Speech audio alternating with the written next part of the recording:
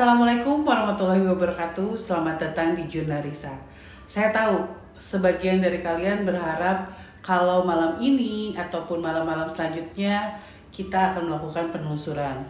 Tapi saya sadar betul, saya sebagai Jurnarisa nggak boleh egois sama keadaan yang sedang terjadi, khususnya di kota Bandung yang saat ini masih memberlakukan PSBB, sehingga kami kesulitan untuk bepergian. Nggak kesulitan sih, sebenarnya kita sendiri juga tidak mau melakukan itu gitu, karena untuk mencegah dan segala hal buruk menimpa kita semua dan sekeliling kita.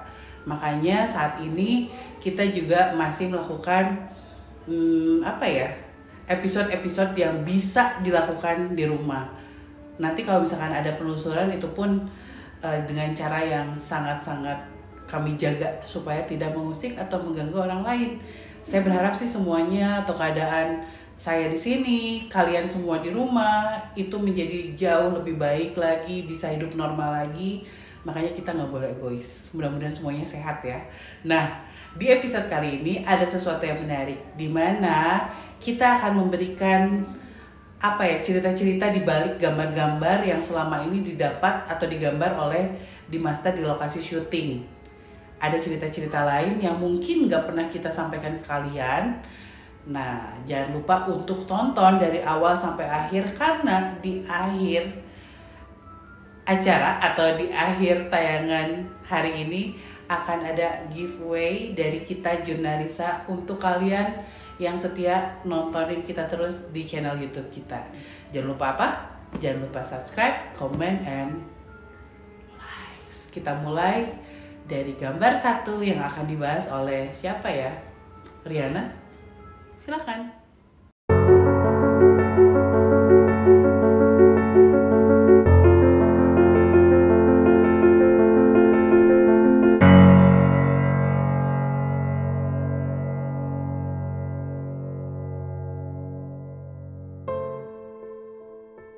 Langsung aja, jadi si sosok hantu ini aku temukan di daerah Dago, di Bandung atas tuh, Lembang. Ya, di Lembang. Di situ ada villa. Kebetulan saat itu aku satu tim bersama tim yang paling keren sedunia, namanya tim Renjaineng. Dan kita berempat, di situ ada Kak Dimasta, Abim, sama Fahrul. Oke, awalnya kakak mediasi suatu ruangan di villa kosong itu. Di gitu apa tuh? Aduh, punten, ngagandengan. Sanes maksat bade ngagandengan, bade ngaganggu kan ini. Iya. Enggak mah permakhlukan yang kakek bukan. Temawana naon. Udah sanes badena naon. Ngana naonan. Teu hoyong mentana naon oge. Kemudian pasti nextnya aku, udah pasti itu. Karena kan kita bagi-bagi tugas. Kasihan juga kalau Kakang terus kan, atau Fahrul. Jadi ya aku dulu lah. Sebenarnya agak unik cara ketemunya aku sama si sosok tadi. Kita sebutnya Miss K Periang kali ya. Dia itu nggak datang dengan sendirinya, melainkan sebenarnya aku panggil.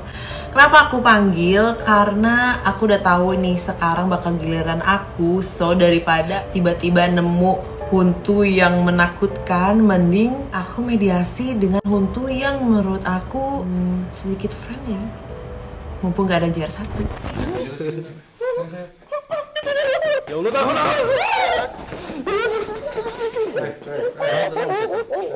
Aduh, dibelus. Jauh banget kan dia rame. Ketika kita sampai ke satu ruangan, Kakang Fahrul, Kak Dimasta sedang bercanda. Aku mulai menyelidiki sosok mana nih yang harus aku ambil.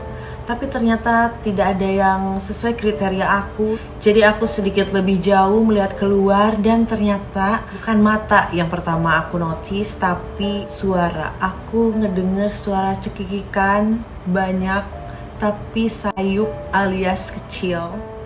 Oke, sepertinya di situ lebih menarik. Jaraknya kurang lebih 50 meter dari villa tersebut. Di situ banyak pepohonan karena villa tersebut villa kosong yang berada di tengah hutan.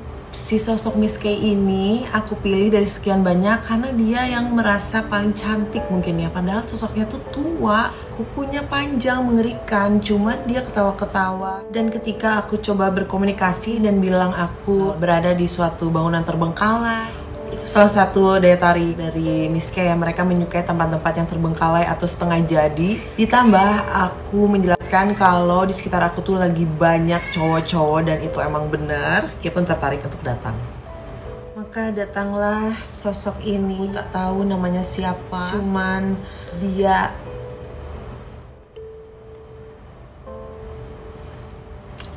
ini jam 12:30 malam. Dan tadi kucingku ngeong-ngeong. Oke, aku lanjutin lagi. Kayaknya aku tutup deh gambar ini, aku takut. Karena aku sendiri, oke. Kalau diingat-ingat, saat itu, oke, akhirnya aku panggil teman untuk bisa nemenin aku. Jadi, so, walaupun makhluk ini tuh ketika mediasi bisa komunikatif, terus masih ketawa-ketawa, tapi ketika Kakang menanyakan ada apa aja di lantai 2, si hantu ini nggak bisa berkata-kata karena dia jujur ketakutan. Iya. Nah, eta saha tah?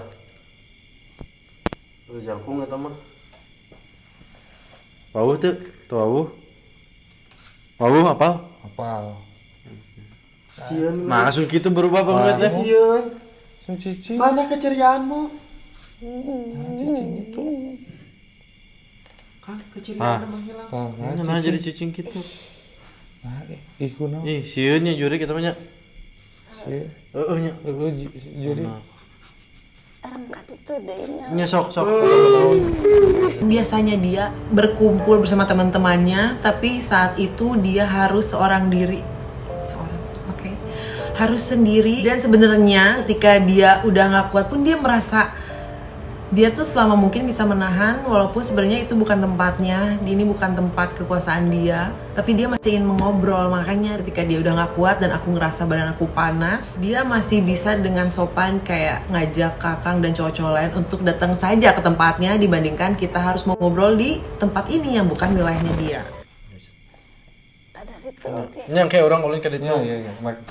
Kasih Kakang mulai ke situ. tungguan diri tuh. Nya rek daguan ka ditu si Kakang. Kakang ngarek master kopi cenah. Nongkrong gitu. So, ketika dia pergi, mediasi pun berakhir dan begitulah perjumpaanku bersama hantu ini. Memang sebenarnya kita nggak boleh ngejudge apapun dari covernya. Boleh nggak sih ngomong kayak gini sama makhluk ini? Cuman ya walaupun dia sosoknya mengerikan, tapi dia masih bisa mencoba friendly dan mungkin dia menutupi kesedihannya dengan cara tersenyum bersama teman-temannya.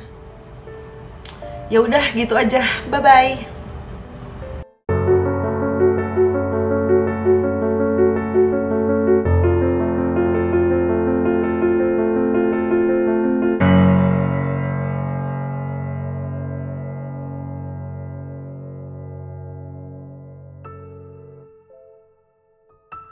Sebenarnya banyak banget sosok-sosok yang menarik untuk dibahas ya di episode ini. Contohnya salah satunya ada sosok tinggi besar, lalu sosok ular yang pakai mahkota, dan rumornya di penelusuran ini yang mau aku bahas ini adalah kuntilanak yang sangat-sangat amat usil. Cluenya itu ya. Tapi yang mau saya bahas adalah satu sosok yang terus-terusan minta tolong di episode yang mau saya bahas ini. Kenapa menarik? Karena sejarah dulunya dia tuh adalah salah satu, mungkin pada saat zaman Belanda di tempat itu banyak sekali pemukiman Belanda lah ya mungkin. Dan sosok ini sosok yang masuk ke Riri waktu itu, yang aku tangkap sih memang dulunya dia bekerja untuk Belanda. Ya mungkin dia gundik kalau bahasa zaman dulu ya, kayak wanita penghibur. Aku sih kelihatannya kayak ada yang tidak senonoh gitu loh, maksudnya yang dilakukan sama mereka. Ya. Sosoknya tuh wanita cewek, nggak terlalu tua, nggak terlalu muda, ya 30 ke bawah lah ya. Terus ya dengan kondisi lusuh, badannya kurus kering. Di sini ada luka, kayak luka apa ya, kayak luka sabetan benda tajam gitu loh. Bisa bantuan. Kunaon? Waduh. Kayaknya masa sakit datang. Terus yang aku tangkap adalah ya dia bekerja pada saat itu, mungkin dia melakukan kesalahan atau memang si orang Belandanya memang galak atau jahat atau entahlah seperti apa. Tapi memang kalau ngelihat sosoknya tuh kita jadi ngerasa kasihan sebenarnya, kayak ngerasa ingin membantu gitu. Tapi di sisi lain ya kita nggak bisa ngapa-ngapain gitu dengan wajah pucatnya dan air mata yang berlinang. Ya kita nggak bisa ngapa-ngapain karena itu memang jalan hidupnya dia kan, harus seperti itu. Terus ya akhirnya kita nggak tolongin sih. Oke, batasannya di luka mana lah tuh nilai di dewe ya. Waduh, itu saya teh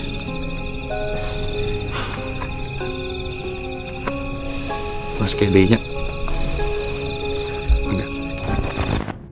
Cuman pada situ memang setelah sosok itu masuk ke Riri, ya ada yang ngambek gitu loh, kayak nggak usah dibantuin lah gitu, biarannya tetap di sini gitu. Itu sebab akibat dari apa yang telah dia lakukan dulu. Cuman memang kalau kasat mata gitu ngelihat, ya itu kasihan, pengen bantuin lah. Ada kok gambar sosoknya nih di sini nih. Nah itulah salah satu sosok yang bisa saya bahas di salah satu episode penelusurannya Jurnarisa. Sebenarnya banyak banget yang bisa dibahas. Tapi kalau kita ngebahas kuntilanak lagi ya sebenarnya menarik juga kalau ngebahasnya sama Mamat atau Ujang. Jadi ya terima kasih telah menonton. Assalamualaikum warahmatullahi wabarakatuh.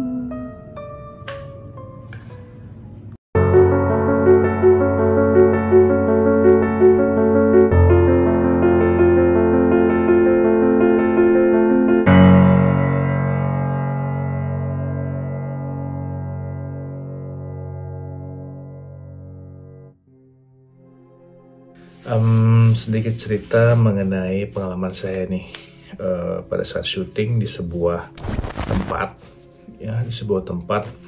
Di situ saya bertemu dengan sosok yang cukup unik karena saya pribadi baru pertama kali nih ketemu dengan wujud yang seperti ini. Biasanya standar ya, ketemu kunti atau yang hitam, tinggi, matanya merah, atau enggak yang sosok yang dibalut dengan kain kafan seperti itu ya. Nah, kali ini saya ketemu dengan sosok yang semuanya itu tuh hampir tidak terlihat daging yang mulus gitu ya. Jadi semuanya itu darah. Jadi pertemuan saya dengan makhluk itu ketika saya sudah masuk ke dalam satu area, ya area itu seperti gudang bangunan yang besar lah seperti itu. Nah, ketika saya ingin masuk ke lantai 2, saya tuh ada sosok yang turun dari lantai 2 ke lantai dasar, lantai pertama ya. Dan di depan saya itu persis dia berdiri. Sosoknya itu badannya itu penuh dengan darah semuanya. Yang satu lagi tuh perempuan, tapi saya baru pertama kali ngelihat seperti itu. Jadi darah semua. Jadi seolah-olah tuh nggak ada tekstur tangan. Biasanya kan kalau kunti atau apa kelihatan tuh putih tangan. Ini darah aja semua. Seolah netes terus. Sehingga saya ngelihat ini kok seperti gumpalan daging seperti itu. Jadi bau anyir dari darah itu sangat-sangat kecium sama saya. Dan suaranya itu lebih ke gimana ya, kayak kita nggak bisa dengar dia tuh ngomong apa, soalnya seperti ini. Nah seperti itu suaranya, dengan tangan dia yang panjang ya, terus darah semua netes, mata dia ada satu cuman keluar gitu. Nah sosok ini pada saat saya coba cek lebih lanjut, ini apakah benar wujud aslinya atau bukan, ternyata memang benar ini wujud aslinya. Jadi bangsa jin yang menyerupai gumpalan darah itu. Dan setelah dicek lebih lanjut, ternyata di sana sering terjadi kecelakaan atau peristiwa-peristiwa yang mungkin saat itu banyak merenggut nyawa ya, baik dari yang saat itu bekerja maupun sebelum bangunan itu ada. Nah jadi si makhluk ini, dia ketika dia berada pada satu titik, dia akan mempengaruhi seseorang itu untuk melakukan sesuatu yang dia inginkan. Jadi kebanyakan ketika dia sedang beraktivitas kerja, tiba-tiba bengong, diem, atau kesurupan, jatuh ke tempat kerja, meninggal.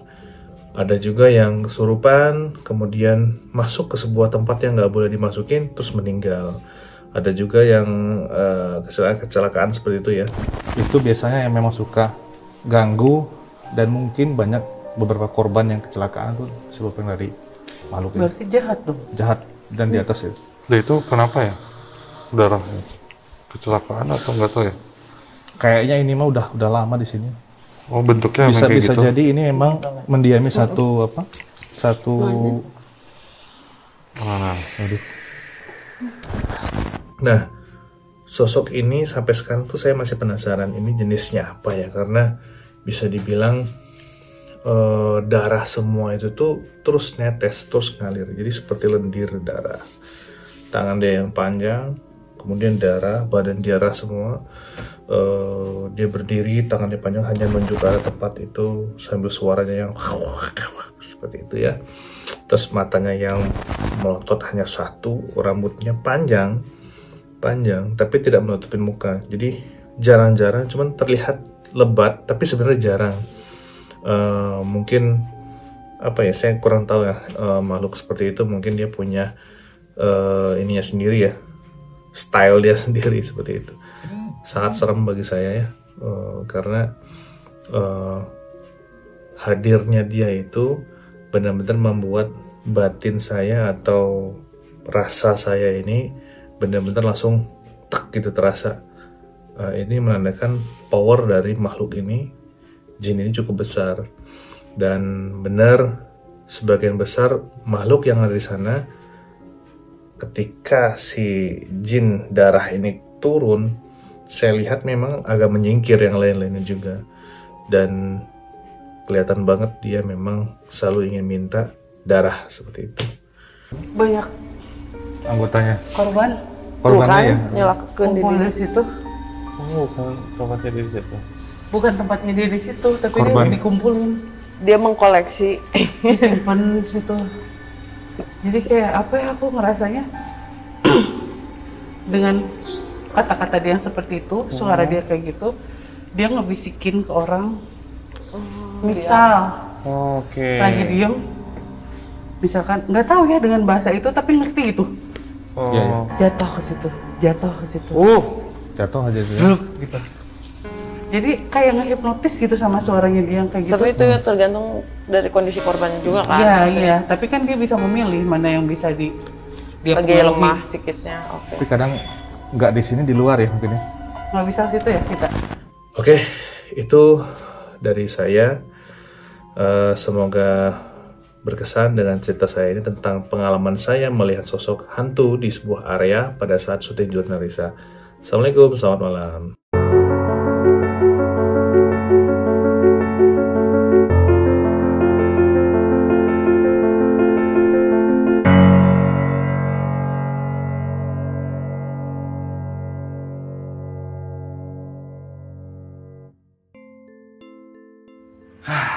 Sekarang giliran saya menggambar sosok-sosok yang ada di jurnal Risa adalah sebuah pengalaman yang sangat luar biasa. Dan awalnya ini jadi satu idenya Risa gitu. Kayak, kamu kan bisa gambar, coba dong bantuin untuk mendeskripsikan atau menggambarkan sosok-sosok yang tim jurnal Risa temuin ketika penelusuran. Dan episode perdana saya menggambar untuk tim Jurnalisa saat itu adalah di episode yang bakalan kalian tonton cuplikannya. Makanya hari ini, malam ini bakal dicobain. Bisa nggak sih kira-kira dia mendeskripsikan sama kalian apa yang dia lihat ke dalam sebuah gambar. Jadi biar kalian nggak menebak-nebak lagi kira-kira bentuknya seperti apa ya. Makanya malam ini akan dicoba digambar. Saya ambil adalah satu sosok seorang perempuan yang waktu itu kita temuin di sebuah tangga. Itu timnya tuh tim ranginang banget lah. Dimasta, Riana, Kakang, dan barengan sama seorang bintang tamu. Nah, waktu itu kita sampai di sebuah hotel yang terbengkalai udah cukup lama, dan konon si hotel ini juga menyimpan satu cerita yang serem. Dari yang jaganya, konon mitosnya juga pernah ada yang bunuh diri di hotel itu. Dan kita coba penelusuran ke sana sampai akhirnya menemukan satu sosok perempuan ini di tangga. Bawaannya tuh pengen marah-marah, kesel, aduh, gimana ya, nggak enak lah perasaan tuh, kayak hati nggak tenang. Dan akhirnya sosok itu mediasi ke Riri. Nah, saat mediasi saya langsung coba gambarin sosoknya, dan mungkin ini jadi sosok yang bisa dibilang awal-awal pertama lah yang saya gambar untuk tim Jurnalisa. Jadi lumayan spesial nih cewek yang satu ini. Kayak gimana ceritanya? Nggak bisa tonton langsung sekarang.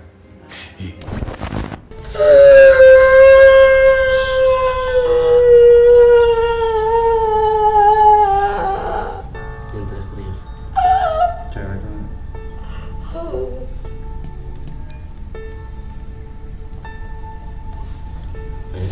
Kalau nanya panjang lebar juga repot kayaknya. Coba kita tanya, ada ini nggak, ada yang belum selesai atau mau disampaikan atau mau apa? Hancur semua. Iya, tahu kok kelihatan, tapi kita nggak bisa apa-apa.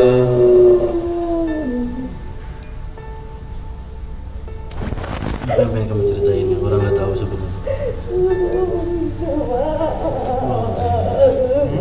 Minta maaf. Minta maaf.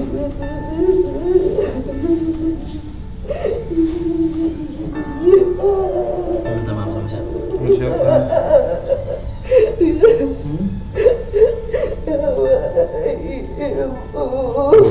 Sama ibu.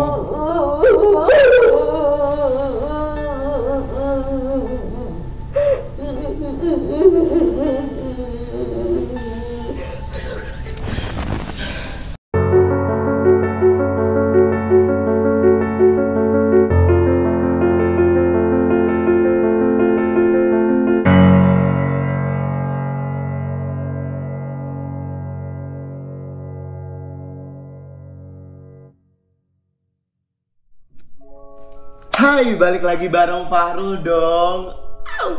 Miss you banget gak sih? Nah sekarang aku mau ngebahas pertama dan perdana banget aku diajakin collab bareng Jurnalisa. Ini tuh di salah satu rumah bersalin gitu. Kalau aku inget zaman itu pertama, panik banget dong, panik banget, sumpah, karena di situ tuh perdana banget aku diajakin collab, dan di situ teh pertama dan perdana aku ngeliat kayak mediasi, terus ngeliat kekeosan, karena di situ konsepnya mengerikan banget. Jadi aku tuh di situ tuh kan perdana banget kan datang ke rumah bersalin yang dulunya rame banget.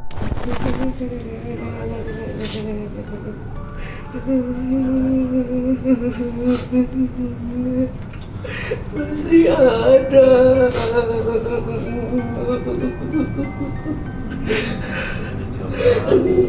Yakin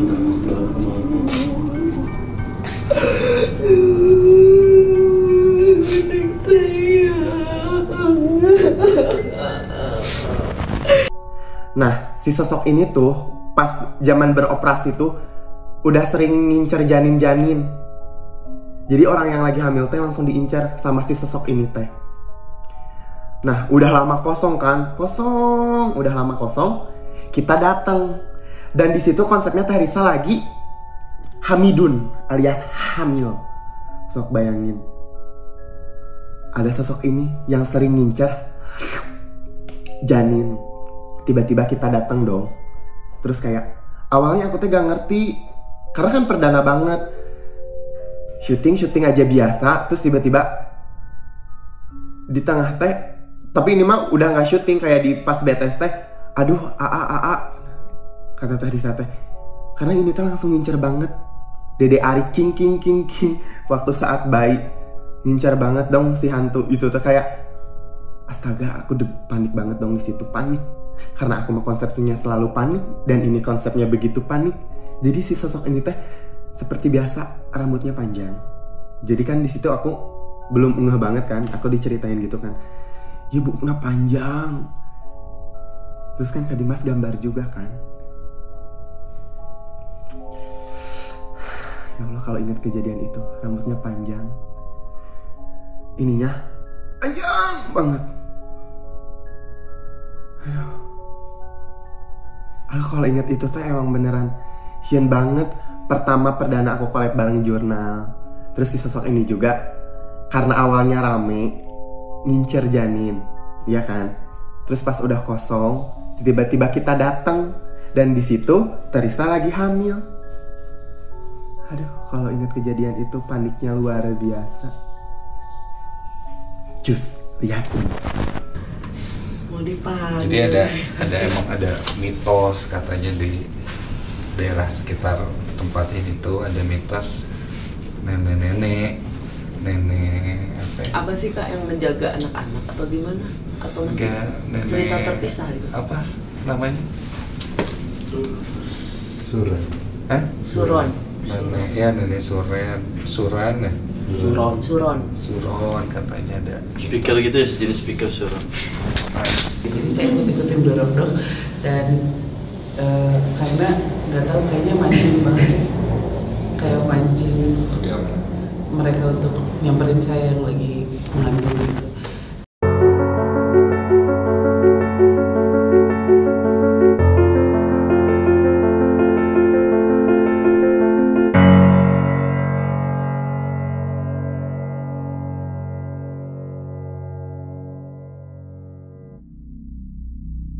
Oke, saya akan menceritakan sosok yang pernah kita temui saat kita syuting di daerah Bandung. Di sebuah sekolah yang pernah kita datangi, kami sempat bertemu dengan sosok yang berbulu, bertaring, dan matanya merah. Sosok yang waktu itu datang seperti biasa, ngeyel, Awalnya di tempat itu kita dibuat bingung karena di sana kita menemukan banyak sosok anak kecil yang sepertinya ketakutan tapi tak mau berbicara. Cewek kayak umur 9 tahun duduk di sini nih di tumpukan ini, tapi kayak tembus aja gitu duduk. Pas kesini dia bilang jangan berisik, disusulin sama yang tadi aku lihat di situ tadi. Apa? Cewek, ya jangan berisik, mau mulai cina. Mulai apa? Sekolah. Gimana? Selain itu juga ada sosok perempuan yang seolah menjaga anak-anak ini. Tidak boleh kemana-mana, tapi daripada ini anak ganggu kamu orang, iya betul. Lebih baik di sini. Iya betul. Ya. Tadi juga saya lihat mereka punya kegiatan, pasti mereka tidak mengganggu yang lain. Ada yang mengatur mereka. Iya. Ya. Setelah kita cari tahu bagaimana mereka ada di sana, akhirnya kami bertemu dengan sosok berbulu ini yang seperti biasa datang menantang. Dan mereka merasa terganggu ketika kami datang di tempat itu. Kenapa marah? Orang mereka bageran ya. Terus? Teman-teman naon orang timarane. Mohon. Mohon merena naon berain dia. Iya bagian orang lain bagian marane. Awalnya saya cukup khawatir karena sosok ini tidak mau pergi dari tempat itu. Sebetulnya saya tidak ingin mengusir karena bukan wewenang saya. Hanya saja memang khawatir tempat ini akan digunakan untuk belajar anak-anak di kemudian hari. Jika sosok itu masih di situ, saya khawatir akan mengganggu. Makanya saat itu saya meminta sosok ini untuk pindah. Tapi yang membuat tidak tenang saat itu, sosok ini mau pindah asal diganti sama Risa dan anaknya. Ajan erek ini kurang sajan menangkan. Iya. Ya. Terus?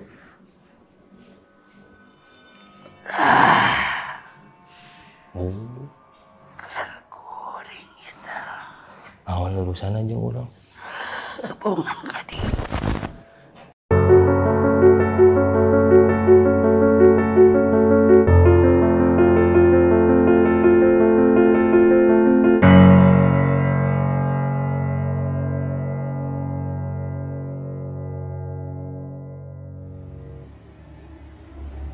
Kalau kalian gambar yang ini tuh kayak lucu aja gitu ya. Ada perempuan, rambutnya panjang, pakai baju putih, bentuknya kayak kuntilanak, tapi ngangkat roknya gitu.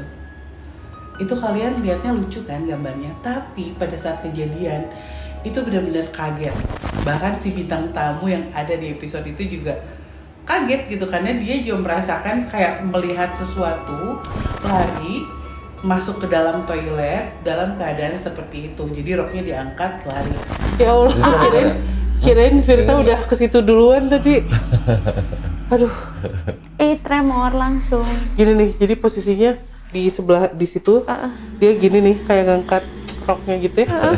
Kayak ngangkat daster terus lompat gitu. Karena ya biasanya kan kalau misalkan kita lihat sosok yang kayak gitu ya, amit-amit jangan sampai deh. Walaupun sering ya, maksudnya sekarang di rumah nggak usah. Walaupun sering lihat yang kayak gitu, ya biasanya kita yang lari. Tapi pada saat hari itu di penelusuran episode itu dia yang lari. Jadi kayak hybrid gitu. Tau gak sih, kayak kabur ketemu sama sesuatu, sama orang gitu. Ngebayanginnya sih saya kayak di sekolah mau mabal tiba-tiba ketemu sama guru terus lari kayak gitu, cepet, tapi itu sumpah serem banget. Sepi teh lah. Sok ngarewas jeung hayatan jeung suri sagala rek ngobrol. Ini loba itu iya geus ditinggal diajak ngomong. Jeung inget daster rek lompat teh disingsak. Iya. Pek wae di dinya mah. Pokoknya jeung ngarewas meh naon? Meh ka dieu. Geus ka dieu. Cik rek mun geus ka dieu rek naon? Di dieu watur. Boga dongeng naon teh? Boga dongeng naon? Hah? Tuh. Mau ngobrol lah itu rame mah. Hah? Nita ka dieu teh berarti rek ngadongeng atau rek nyarita naon sok kadongeng beunang. Nang batur maneh mah nya. Ek jeung saha di baturan bisa? Wah, happy. Kejadian itu di sebuah rumah di daerah kota Bandung, di mana rumah itu udah lama banget kosong, jadi banyak sesuatu yang ada di sana gitu. Makanya kita juga menemukan tidak hanya perempuan itu aja sebenarnya, ada banyak sekali di rumah itu. Karena konon orang-orang juga sering lihat penampakan gitu yang melintas di situ, padahal rumahnya kosong. Nah, sebenarnya banyak di situ, tapi si perempuan yang ngangkat rok itu yang lumayan terngiang-ngiang atau terkenang-kenang sampai sekarang. Kalau sekarang ceritain bolehlah kerasa lucu, tapi pada saat di lokasi serem banget.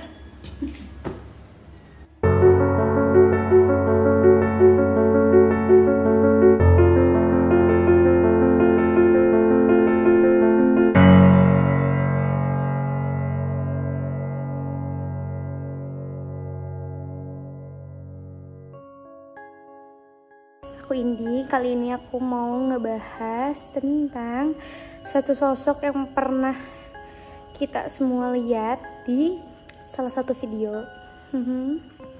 Jadi sosok ini tuh kita selalu nyebut sosok ini dengan nama Budak Hideng. Kenapa Budak Hideng? Karena waktu aku dan tim yang lain menemukan sosok ini tuh memang bentukannya itu full hitam, ya. Jadi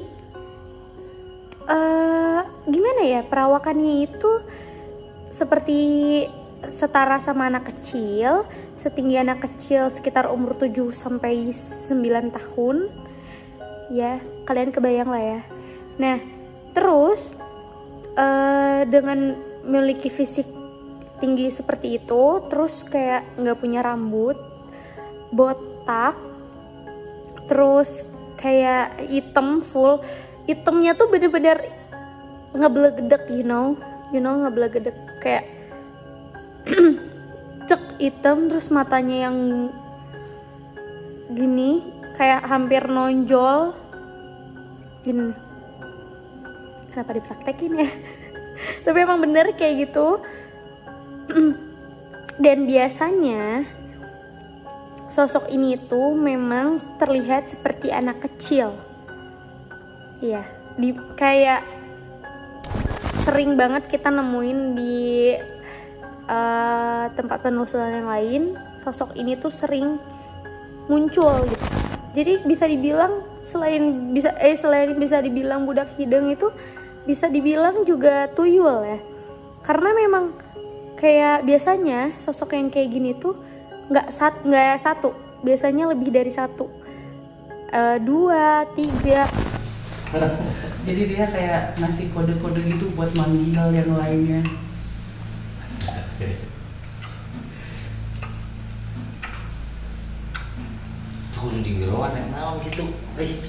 Atau biasanya juga mereka itu membuat kegaduhan di suatu tempat, kayak misal di satu area, di satu ruangan yang udah kosong, satu rumah yang udah lama kosong, terus tetangga sebelahnya suka ada yang bilang kayak iya suka ada suara anak kecil gini.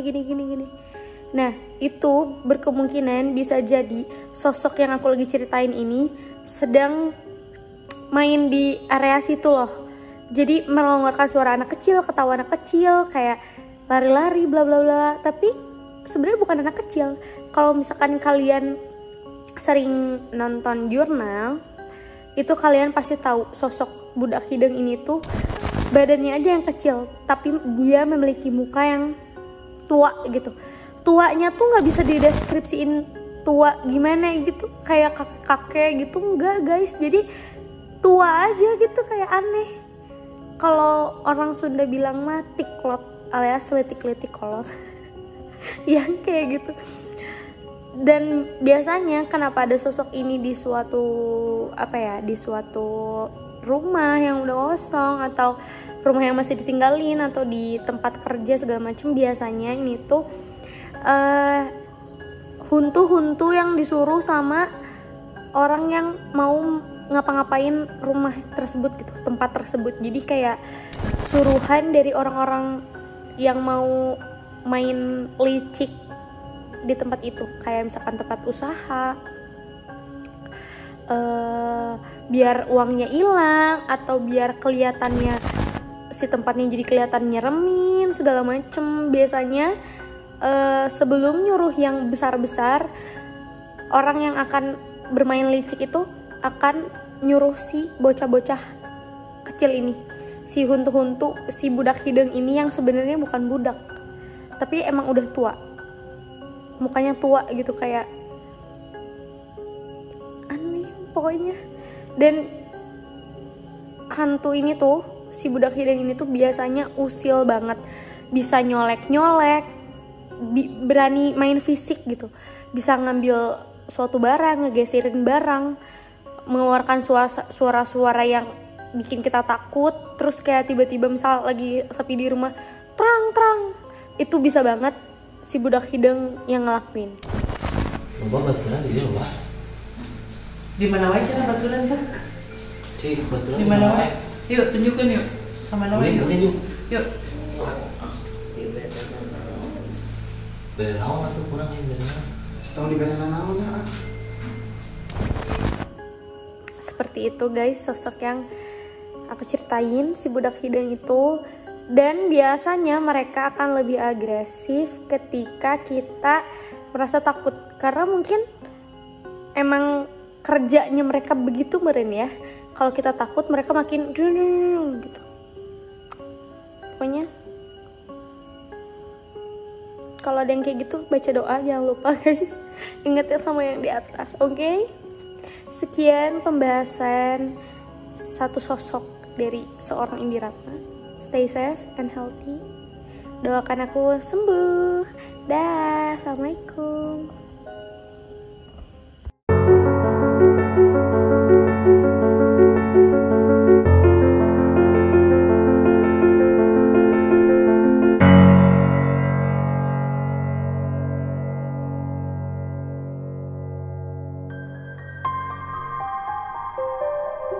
Oke, sebelum cerita lebih lanjut, saya akan kasih clue. Sosok ini dibalut kain putih. Sosok yang semua tim jurnalisa pun mungkin malas dan takut ketika harus bertemu atau melihat sosok ini.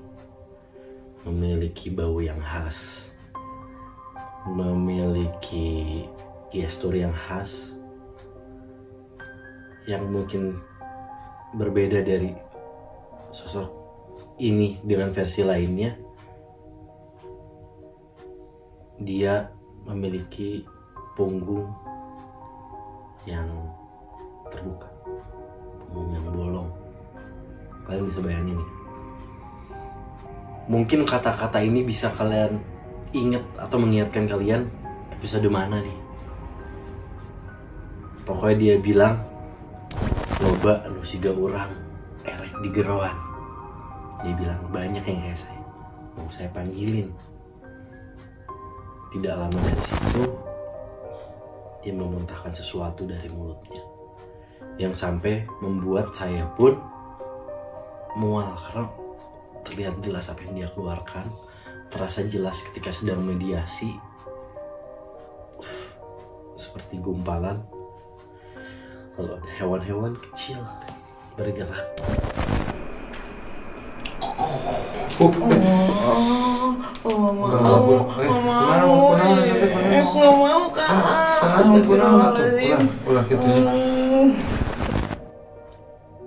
Dan ketika mediasi itu terasa di punggung saya hewan-hewan itu bergerak. Bisa kalian bayangkan apa hewan itu? Ada salah satu bangunan baru yang memang terbengkalai karena tidak dilanjutkan. Si sosok ini tidak tidak memberikan informasi banyak sebenarnya. Yang nggak bisa kita lupain yaitu dia, sosok berbalut kain putih tetapi mempunyai punggung yang bolong. Wah, merinding. Ini semua merinding banget. Dia memutarkan sesuatu sampai saya pun mual. Saya nggak tahan lagi untuk mediasi. Saya berusaha mengeluarkan sosok itu dari tubuh saya. Saya coba mengakhiri mediasi itu. Riri pun ketakutan. Sampai dia terus nanya, "Gak apa-apa kan? Maksudnya dia ngeluarin itu apa? Maksudnya dia muntahin itu di depan kita apa? Takutnya ada apa-apa." Riri bilang kayak gitu. Yang saya pikir lagi, saya rasa lagi kayak nggak ada maksud apa-apa. Cuma dia pengen nunjukin. Dan ya sudah menjadi tugas mereka, sudah menjadi tugas jin dan syaitan menggoda, menakuti manusia, mencari celah di mana kita lemah. Di sela-sela mediasi, Kadi Masta menggambar sosok ini. Dia menggambar dengan jelas. Dia menggambar apa yang saya lihat, apa yang saya rasakan, sosok yang mediasi dan masuk ke saya. Dia gambar persis sama. Kita semua kaget di akhir episode itu. Itu menjadi kalau nggak salah 3 part. Di akhir part semuanya lihat sosok itu dan wah deh, ini baru pertama kali kita nemuin itu. Yang tambah bikin takutnya lagi ya, itu tadi dia memutarkan sesuatu. Itu pengalaman yang salah satu pengalaman yang nggak bisa saya lupain dan kita lupain.